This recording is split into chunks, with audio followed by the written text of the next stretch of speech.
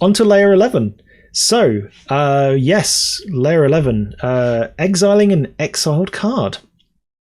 So if an object in the exile zone is exiled, it doesn't change zone, but it becomes a new object that's just been exiled. So this basically stops Voidmaw. Voidmaw is a card that says if a creature would be put into a graveyard from play, exile it instead. Put a card removed. So put an exiled card. Put a card exiled with Voidmaw into its opponent's graveyard. It gets +2/+2 until end of turn. There is an interaction here. Basically, the exact rule behind here is cards exiled with Voidmaw that would go to the graveyard, but have that replaced by an effect such as Leyline of the Void. They're considered new objects, so you can't use them to activate Voidmaw's ability again. So, the second ability of Voidmaw is if you'd be putting a card with exiled with Voidmaw into its opponent's graveyard, Leyline of the Void replaces that with go back to exile again, and you could just keep doing that loop if you're not careful. But because of 400.8, it becomes a new object that wasn't exiled with Voidmaw. So yeah, it's a fun one. Red Elemental Blast has conditional speed. I am not an expert at all on 5th edition timing rules, so I'm going to kind of paraphrase what I've got here from the notes. 5th edition shored some stuff up, introduced conditional speed and mana sources as a card type. The weird stuff here is that the behavior of an interrupt, it wasn't simply determined by its card type, so not just because it's an interrupt it could do a certain thing. It was also determined by its targets. So it basically had different behavior based on the fact of whether it was targeting a spell or a permanent in 5th edition rules, which is nonsense. So yeah, we don't talk about Red Elemental Blast. We don't talk about 5th edition rules. We're going to move on. Season of the Witch versus Silent Arbiter. This is literal. The italic text here is literally from Siberian Rabbit. Season of the Witch says, at the beginning of your upkeep, sacrifice Season of the Witch unless you pay 2 life. At the beginning of the end step, destroy all untapped creatures that didn't attack this turn, except for creatures that couldn't attack. And how does that interact with Silent Arbiter? The answer is we don't know. We straight up don't know. There is nothing that tries to tell us what that means. The last official ruling is from 1995. The last time a current member of R&D answered was a long time ago. Matt Tabak said, I don't think anyone in Wizards has thought about this card since it was printed. Try asking the next rules manager once they're hired. So this is one of the cards where it's just like, don't know. Yeah. So because Silent Arbiter only lets you attack with one creature a turn, is that making the creature that couldn't attack because you can only attack with one? Or who knows? Nobody knows. Not even the rules managers know. So yes, we're in an edge case of Magic where nobody knows how to play a card, play a combination of cards with each other. So hooray. Interdict. Instead of saying, Interdict said, counter target artifact, creature, enchantment, or land ability requiring activation cost. Activated abilities of that permanent cannot be played again this turn. So in 1997 speak, this stopped activated abilities, triggered abilities, phase abilities, prevent damage portion of protection, and trample. And it was not designed to do that. Like it wasn't meant to stop trampling. It got errated very, very quickly. It's just one of those weird ones where it's like, the rules work like this. Why? So yeah. Triggered abilities in the void. Triggered abilities only go on the stack after checking for state-based actions, at which point we put all triggered abilities that have triggered since the last time we did this on the stack. So where are they waiting? While they're waiting to be put on the stack, they're in the void somewhere. They're waiting. They're lurking. They're waiting.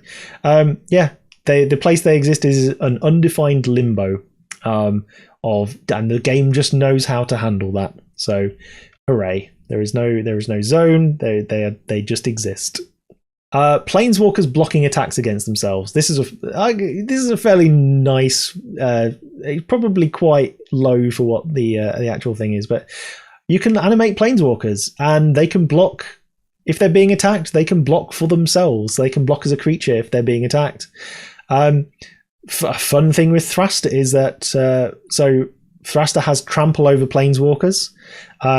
You can block Thraster as a creature and then Thraster can deal damage, the extra damage over the creature damage to the Planeswalker, and then any additional damage tramples over to the controller of the Planeswalker. So there's basically a 3-step process of damage being dealt to Planeswalker and then to the player itself. But yeah, nice little one there. This doesn't work anymore because 0 toughness is a state-based action and not a destruction. But Clergy of the Holy Nimbus, it basically said if this will be destroyed, regenerate it. And weakness is just it gives a creature -2/-1. So if you cast a weakness on my opponent's Clergy of the Holy Nimbus and I don't pay the mana to stop them regenerating, so Clergy of the Holy Nimbus has you can pay 1 to stop it from regenerating. So yeah, it just continuously regenerates forever and ever and ever. And we're stuck in an eternal loop until you pay 1 mana for it. Obviously, like I say, it doesn't work anymore. So mutating on Skullbriar. So the specific quote here is, where do the counters go when you change zones?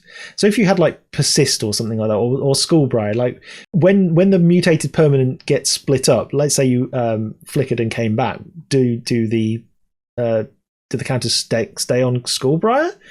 Are the counters put in? There is ambiguity about where counters go. There is a statement by Eli Schifrin on it where the counters can be distributed, or you can stick them all on one. It probably doesn't matter in the end because leaving everything on Skullbriar is usually the correct option. Like there's no reason you'd want to in Exile put some on an Exile permanent. You don't split that. You can't duplicate them because that's not what it says. So yeah, there's just some fun weirdness about it. Getting a restraining order as a win condition. So the tournament rules say that anyone is eligible to participate as a player in a DCI sanctioned tournament except for anyone prohibited by federal, state, or local laws, the tournament rules of the tournament organizer, or by venue's management. So in theory, if you had a restraining order against somebody, they wouldn't be able to play in a DCI sanctioned tournament. It is a win condition. Whether anyone has ever done this before is unknown. It basically, I think Siberian Rabbit put it in as a little fun. I say fun. Obviously, restraining orders are not fun, but as a quirky bit of the MTR rules. So yeah, Megacombo. So Megacombo. I'm not going to go into Megacombo. Megacombo is a ludicrous magical Christmas land where you can end up dealing a lot of damage on your first turn, given an entire deck of cards. It is basically a challenge of deal the most damage you possibly can, and the numbers end up being larger than you can feasibly represent using normal notation. So you end up with this weird arrow notation, and I'm pretty sure there's more. It's like more atoms. This number is bigger than the number of atoms in the universe, or something stupid like that. It's a mind-bogglingly large number. So yeah, it's pretty fun. Draw for turn on the stack. Apparently, in the old days, drawing for turn used to be a thing that got put on the stack. Rather than just something that happened at the beginning of your draw step. Fun times, old stuff. Like it played as a trigger ability, just as if you had a card that read at the beginning of your draw step, draw a card. So that obviously got fixed at some point to make it less bad. Cleric Class. Cleric Class is weird. When its level 3 ability resolves, you gain life equal to the creature's toughness as it exists on the battlefield. So the ability says you gain life equal to its toughness. And the rulings on that say you gain life equal to the creature's toughness as it exists on the battlefield, which may be different than its toughness in the graveyard. Fair enough.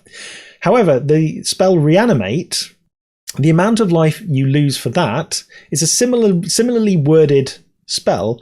The amount of life you lose is determined by the converted mana cost of the card in your graveyard, not the creature once it's on the battlefield. So you're reanimating a creature in the graveyard, and you lose life equal to the converted mana cost of that creature. I think it says you lose life equal to its mana value.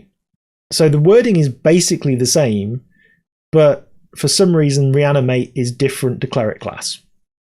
Why? Nobody knows. All right, 0 power Zilortha versus Trample. So this is Zilortha, Strength Incarnate. Lethal damage is dealt to creatures you control determined by their power rather than their toughness. So if your Zilortha has 0 power, rather than this 7, if you try to trample over that, you've got 2 options. So you can assign 1 damage to Zilortha and then trample the rest over, which would kill Zilortha. You can also assign 0 damage to Zilortha and just hit your opponent in the face for full, but Zilortha would survive. So a 0 power Zilortha already is classed as being lethally damaged, but state-based actions won't kill it unless it's got at least 1 damage marked on it, which is kind of weird. If this is at 0, if this is at 0, it's like you are lethally damaged, but you've not been dealt any damage. It's just a weird quirk of the rules. Kind of a fun one. Very, usually irrelevant, but that's what it is. +1/+1 counters aren't interchangeable. So apparently, back in the day, good old rules, before Tempest, counters remembered which sources they had, and they couldn't be used for something that they weren't meant to. So if you used Dwarven Weaponsmith to put a counter on Triskelion to, you can just shoot using +1/+1 counters, you couldn't use that counter to just shoot something. Which is nonsense. Like, +1/+1 counters are definitely interchangeable, should be interchangeable, and obviously now are interchangeable. So that's a positive. Equinox. Common factoid is that it's the only card the rulebook doesn't support, but we have talked about Season of the Witch, so that's not true. The way it works is approximately by asking the question, if the targeted spell, so Equinox says, tap the land enchanted with Equinox to counter a spell that destroys 1 or more of your lands. The ability is played as an interrupt.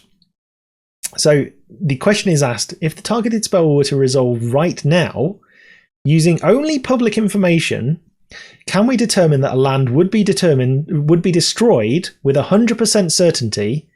And if so, then it counters it. So Equinox will not counter a spell that has a random chance of destroying a land. Equinox will not counter a spell that would indirectly cause destruction of one of your lands. Equinox will not counter a spell that deals damage to an animated land, even if it would deal more damage than the land's toughness, because the spell itself will not destroy the land directly, and the land is destroyed by a game rule. And it will not destroy a spell which would destroy a land only if a choice is made. So there's a lot of weird caveats for something which is designed just to be like, yeah, just don't destroy my lands. That'd be great. So yeah, a lot of weirdness around this one aura, basically. Urza's Bauble. Sacrifice Urza's Bauble. Look at a card at random in target player's hand. You draw a card at the beginning of the next turn's upkeep. Do you get to know, as the player being looked at, what card got looked at? Yes, but there's no official ruling. There is a standard ruling that exists, a fiat ruling. You can tell which card is being looked at when a random object changes zones. That object must be known immediately before performing the action in case replacement effects can affect that event. The same philosophy applies, in theory. This is according to, I think, Eli Schifrin. It could be another of the rules managers. Even though there's no zone change involved, but it's unlikely that this event could ever be modified. So essentially, the answer is yes, but please don't, we're not going to explicitly come out and rule this either way. Dark Ritual and Yawg Moth's Will.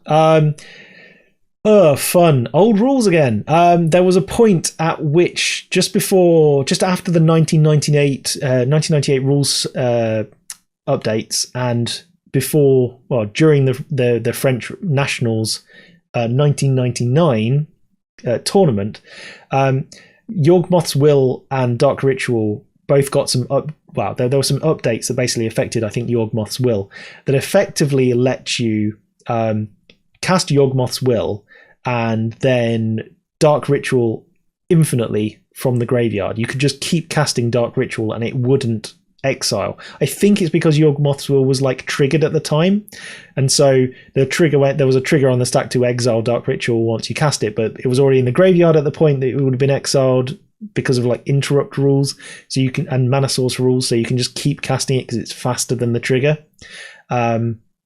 So yeah, that was the basic thing behind it. At the French Nationals, some people came to the tournament they wanted to just abuse this. They tried. The tournament organizer said, no, you cannot do this. They tried. They got banned. Or I think they got properly banned for trying to take advantage of the rules. So yeah, do not mess with the head judge. The head judge basically said, no, we're not doing this, and Wizards stood behind the head judge at that point. So it was fun for a little while, but then obviously not so much fun. Good fun. Volrath, Shapeshifter, and Dominating Licid. So we have a couple of interworking effects. So Volrath Shapeshifter is a text change effect. So from our previous work on layers, we know that text changing is in layer 3. And so it's replacing its text box, it's replacing its text box with the full text of the card on top, and also has the text to discard a card. Dominating Licid has the ability gain control of enchanted creature. So regardless of how it's worded now, it's got two effects. One of them turns it into a creature aura, and then there's a separate line that says gain control of enchanted creature. Now, gain control of enchanted creature is a layer 2 effect. So Volrath Shapeshifter becoming a copy of Dominating Licid and then becoming an aura, enchanting that on top of another creature, an opponent's creature, for example, that does nothing. It says gain control of enchanted creature, but by the time it would take effect, the text doesn't exist. So yeah, it does nothing, which is unintuitive, but the layers have to work in some way, and this is just how they interact. Substance is a weird one. Substance is an obsolete keyword ability that has had no inherent effect. It only existed in Oracle's rule text. No cards were ever printed with it. Never printed on a Magic card. Mark Gottlieb used it to fix some cards for Magic Online for Mirage. This is one of them, Armor of Thorns. Basically, you could choose to play it at instant speed, and if you did, then at the end of turn you had to sacrifice it. But under the 6th edition rules at the time, you'd have to sacrifice it before damage wore off, and that caused problems because the whole point about this is trying to save a creature due to giving it more toughness. So if you have to sacrifice it before damage wears off, it's going to die because it's got lethal damage marked on it. So Substance got introduced as a way around this. It would gain substance, and when it lost substance, then you sacrificed it, and substance only lasted until end of turn. And so the game rules cleaned it up magically as part of some, it basically. It cleaned it up at the correct time. In M10, they just got rid of substance. It was like, this is stupid. We're going to talk about the cleanup step. They all gained a delayed triggered ability that occurred at the beginning of the next cleanup step. But that's when damage wears off anyway. So that's kind of more sensible. Even though we're talking about cleanup steps, not the end of the world. So yeah, that was the end of Substance.